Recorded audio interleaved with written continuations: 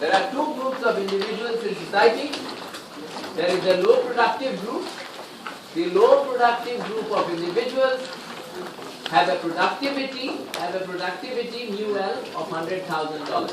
Their marginal revenue product is $100,000.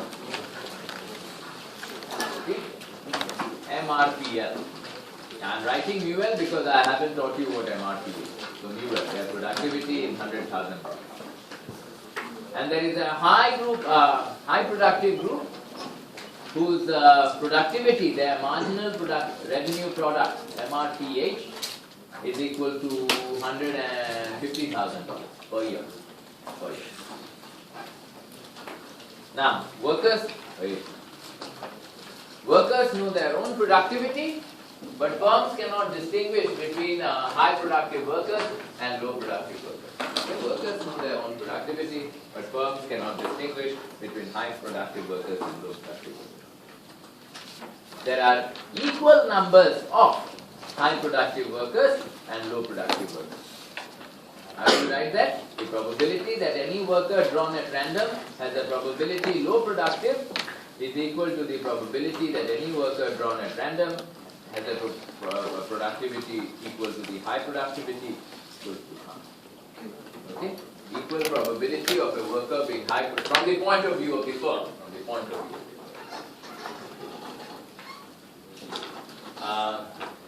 And notice a peculiar feature, notice this common feature of any problem involving asymmetric information.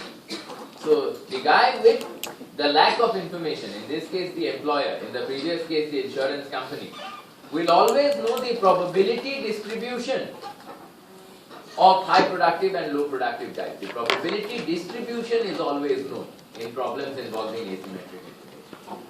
What is not known is the actual nature of a particular individual. The distribution will always be known. Okay, so the employer will always know what proportion is high productive, what proportion is low productive. The insurance company will always know what proportion is high risk, what proportion is low risk. A buyer of car will always know what proportion is plumb, what proportion is level. Okay, that proportion will always be given to you. Right? The only thing you will not know for any actual car, what is its actual point. For any given car, what is its actual point. That you will. That's asymmetric. Okay, now, the first part of the question is relatively simple. How much are the workers paid?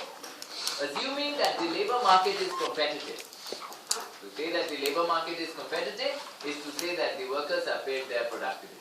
Okay, that's what it means to say they are paid their marginal revenue product. We'll see that when we do labor market economics later. Okay. So, if a firm knew a worker was high productive, he would have paid the worker this much. If a firm knew a worker was low productive and high productive, he would have paid it this much. But I don't know what the worker is, what his productivity is. So the wage I am willing to pay must be equal to the expected productivity of the worker. Always. Expected productivity. What is the expected productivity? Half 100,000. This is the probability that you are low productive. This is your wage if you are low productive. Plus half probability that you are high productive. This is your productivity if you are high productive. Therefore, this gives you 125,000. Got it? 125,000. Okay. Now, my question is will this be in all cases the equilibrium wage in the market? This 125,000, which is the expected productivity of workers, is it always the equilibrium wage in the market? Under what conditions is it the equilibrium wage? It is the equilibrium wage only when there is no adverse selection. You see, this wage is calculated, this expected productivity is calculated, assuming that both high productive and low productive workers are in the market. So, only if that assumption is satisfied, this will be the equilibrium wage in the market.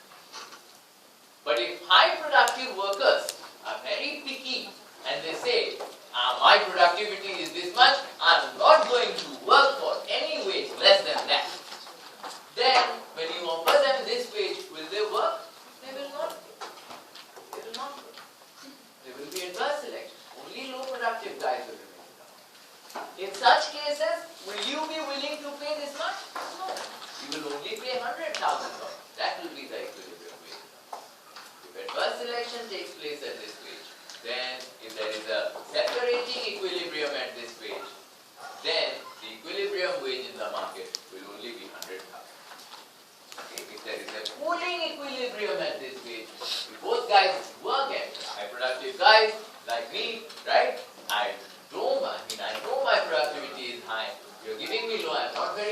about it, but I still need my whiskey and cigarettes. If I'm prepared to work at this wage, okay, then this will remain the equilibrium. Cooling equilibrium, this will remain. Okay, that distinction is very, very important. And here, if the question does not tell you in this particular context, in terms of workers working only in this particular context, if the question does not tell you whether a high productive worker is prepared to work for less than this or not, then you always assume he is prepared to work for less. The question does not tell you that a high productive guy will not work for anything less than his productivity. You assume he will be willing to work for less. Okay. And he needs to feed his dogs. He will work for less. Okay. The question, unless the question makes an explicit mention, then you say that. Then you say 125,000 is the equilibrium. Or if you want to be safe, you can say this. 125,000 will be the equilibrium wage in the market if both high productive and low productive guys are prepared to work. Otherwise, the equilibrium wage will be 100,000. You can say that also. That is the most comprehensive statement. Now, done. A. So now, next part of the question. So at 125,000, I'm assuming both high productive and low productive guys are working. This which makes this the next part of the question. Assume that now firms, ladies and gentlemen, please. Firms offer workers, all workers who work for them, offer workers a course on managerial economics during office hours. Okay? The course is offered free to workers, but clearly there is a disutility from taking any course, and not just in managerial economics. Disutility from taking any course. You have to do assignments, you have to go for the lectures, whatever it is. The question tells me that high quality workers, disutility, cost from taking a course in managerial economics is $50,000. And the low quality workers, disutility from taking a course in managerial economics is 200,000. Okay, this is what it is. What am I looking at? The question then says, this is the difference in cost. Assume that the workers have a job tenure of 3 years. That means they will work in that firm for 3 years. Okay? Job tenure of 3 years in the firm. Establish that there is a separating equilibrium. That's all the question tells you. Establish that there is a separating equilibrium. What does the question mean to begin with? You should first be able to see, here I have a signaling problem at hand. Signaling problem. That means guys have a choice between taking the course or not taking the course. I can't force you to take the course. Guys have a choice between taking the course and not taking the course. Therefore, by taking the course, a worker will be able to signal to his employer that he is highly productive. Okay, that's the idea that's going on. You should be able to see what's going on. Okay, taking the course in managerial economics operates as a signal, does not do anything for your productivity, does not increase your productivity, but operates as a signal via which you can communicate the hidden information about your high productivity to your employer. That's what happens. Okay, you can communicate the hidden information about your high productivity to the employer. So we are looking for I clearly know that there is a signaling here. And I want to see under what conditions a separating equilibrium exists. As I just told you, in any screening signaling game, what is always your first step? You must assume that there is a separating equilibrium to begin with. And the reason for this will just become clear to you. You must start by assuming there is a separating equilibrium. Your next step will be to ask yourself, under what conditions can I make this assumption? Your third step will be to tell me, yeah, these conditions are satisfied. Okay, but your first step must be to assume there is a separation. that will become clear in a second. Okay, so I have assumed there is a separating equilibrium. Under what conditions will there be a separating equilibrium? Clearly, for a separating equilibrium to exist, the payoff to the high productive guys of taking a course in managerial economics must be greater than the payoff to the high productive guys of not taking a course in managerial economics. Only then they will decide to take managerial economics course rather than not take managerial economics. Similarly, the payoff to the low productive guys of not taking a course in managerial economics must be greater than the payoff to the low productive guys of taking a course in managerial. Only when these twin conditions are satisfied, then it will turn out that low productive guys will not send out the signal, will not take a course in managerial economics, whereas the high productive guys will send out the signal, will take a course in managerial. Okay? So I have to see under what conditions these twin fellas are satisfied, these twin sets of inequalities are satisfied. Okay, under these conditions, let me formulate an expression for you. What is the payoff to a high productive guy from taking a course? This is the if I take a course in managerial economics, and if managerial economics is a signal, the employer bases, this is important in any signaling problem. If this is to be a signal, then the wage I will pay you will be based on your productivity or on whether you have the signal or not. If I am using a signal to determine whether you are highly productive or low productive, what will I base my wage on? I am the employer. I will base it on whether you have the signal or not. I don't care what your productivity is. I will base it on whether you are sending me the signal or not. So, WME. Whether you take the managerial economics course, I will pay you a different fee. WME minus CHME. This is the payoff to the high productive guys. Must be greater than WNME, no managerial economics cost, minus CHNME.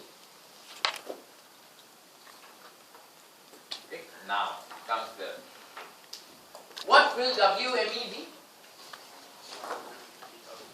Always? You can only say that if there is a separating equilibrium. That is why that initial assumption. To say that WME is 150,000, you can only make that claim if there is a separating equilibrium to begin with. Otherwise, WME cannot be made. An employer will pay someone who has a managerial economics course 150,000 only if the employer believes that only highly productive guys will take the course, right? Otherwise you won't. But when will the employer have such a belief? Only when it is a separating equilibrium, right? That's why this initial assumption is wrong. Okay? That's why you need to make that assumption to begin with in screening games. That is simply because we don't have, normally when you solve screening and signaling games in general, you don't need to make this assumption. We just work with the concept of perfect gauge and equilibrium. But we don't have that in our syllabus, so we have to make this assumption. Alright? Alright. So then, let's look at this. So if there is a separating equilibrium and someone has a course in managerial economics, I know that he is highly productive. I have this belief, therefore I will pay him 150,000. The job tenure is 3 years, don't forget that. So the total wage I will get is 450,000. What is my cost of acquiring 50,000? Got it. This is my payoff. 450,000 minus 50,000, this is 400. This is my payoff. This is the high productive worker's payoff from taking a course in managerial. Now let us consider what his payoff is from not taking a course in managerial. This fellow. If I don't take a course in managerial economics, the employer will pay me if this is a separating equilibrium. He will associate me, mistakenly of course, but we don't care. The employer bases his wage on whether you have this signal or not. Doesn't base it on productivity, which he cannot afford. So no managerial economics. I will identify you as a poor quality guy. Therefore, I will pay you 100,000 for 3 years. That will be 300,000. What is your cost? 0, 300. 400,000 greater than 300,000. Done. So I have proved to you that the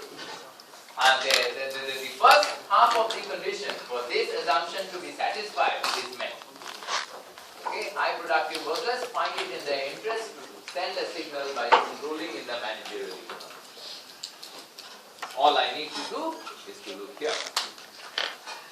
Low productive workers, let me find their payoff from not taking a managerial economics course. If they don't take, employer will identify them as low productive. Therefore, they will get 300,000 minus their cost is 200,000 here. You get 100,000. Let me go. Huh? Thank you. 300,000. If I take the cost in managerial, no managerial economics, no cost. If I take the cost in managerial economics, the employer will identify me as 150,000 high productive.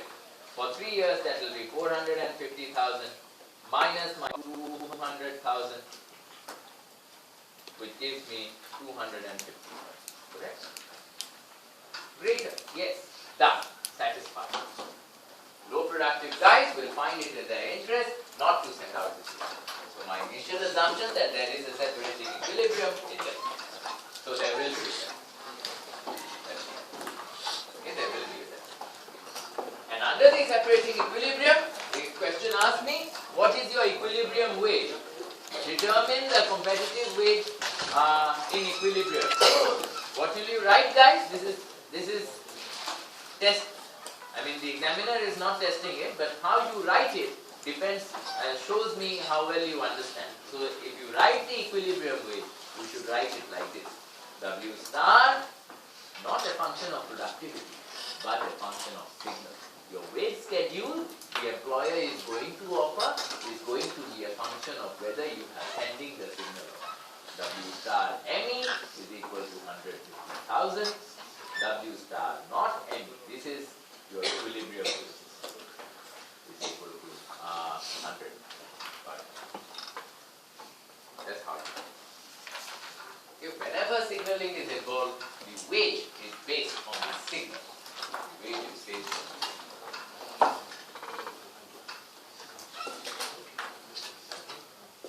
That's the point of the signaling. Last part of the question, guys, is this. Will good quality workers be better off or worse off? Will bad quality workers be better off or worse off when this cost is used as a signal? And notice something. The wage without signaling was 125,000. This is what good quality workers got, and this is what bad quality workers also got. Over a 3-year period, the total wage they got was 375,000 without signaling. You know this already. This was the equilibrium before. Now, good quality workers who take the cost WH is equal to 150,000 for 3 years, it is 450,000. Bad quality workers who don't take the cost get 300,000. Okay, 300,000. But notice, and this is crucial, when you calculate the net benefit to the good quality workers, not only do you consider the wage they get as a result of sending out the signal, you must subtract their cost of sending out the signal. So their payoff is 400.